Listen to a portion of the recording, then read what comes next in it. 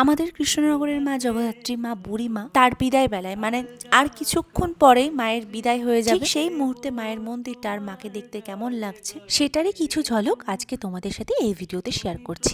এবার মা 15 কেজি সোনার গহনায় সেজে উঠেছে। মাকে প্রতি বছরই সোনার কিছু না কিছু নতুন পরানো হয়েই থাকে। এবার যেমন দেখতে পাচ্ছ দুপাশে কানেরটা, এটা কিন্তু সোনায় মুড়িয়ে দেওয়া হয়েছে এই বছরই প্রথম।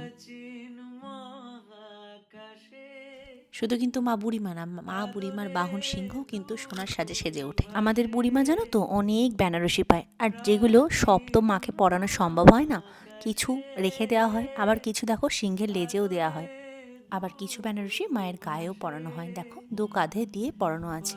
এই সময় মন্দিরটা একেবারে ফাঁকা হয়ে যায়, সামনে কোনো ফুল থাকে না। মাকে পায়ে দেওয়া যে সিঁদুরগুলো সেগুলোই সামনে একটু পরিয়ে ছটিয়ে ছটিয়ে ছিটিয়ে থাকে। শেষ মুহূর্তে মাকে দেখার জন্য অনেক দর্শনার্থী ভিড় করে থাকে। আর এবার দেখো সন্ধ্যাবেলা করে আমি বাড়ি থেকে চলে এসেছিলাম, ভেবেছিলাম আসবো না, শরীরটা খারাপ যেহেতু, তাই ভেবেছিলাম যে একটু লেট করে যাব, 7টা কি 7:30টার দিকে মাকে এসেছিলাম মায়ের পায়ে সিঁদুর দিতে। জানো তো প্রতি বছর আমি কিন্তু এই মন্দিরে এই টাইমটায় থেকেই যাই, কারণ আমি যেহেতু ভলেন্টিয়ার কার্ড পাই।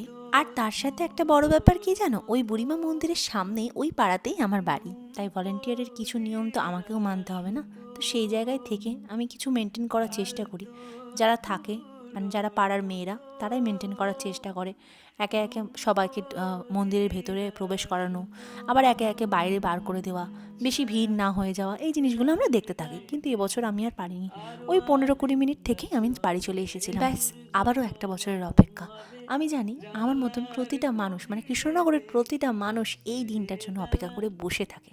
এই দিনটা যখনই আসে তখনই মানুষের মনে একটা অদ্ভুত আনন্দ প্রবেশ করে। আমি এবছর আনন্দটা একটু কম করতে পেরেছি, শরীরটা একটু খারাপ থাকা, যদিও আমি ব্লেসড, আমার কৃষ্ণনগরে বাড়ি। প্রতিটা কৃষ্ণনগরবাসীদের মন ভারাক্রান্ত হয়ে মায়েদের বিদায় দিতে হচ্ছে। প্রতি বছরের মতো দুষ্টু এবছর 2-3 দিন আমার সাথে একসাথেই থেকেছে, আমরা আনন্দ করেছি, ফ্যামিলির সাথে একটু বেশি টাইম দিয়েছি। আমি বড় এসেছিল 2 দিন। বাড়ি ঢোকার আগে লেডি কামগাল স্কুলের সামনে বুড়িমাকে আর একবার দেখে বাড়ি চলে গেছিলাম।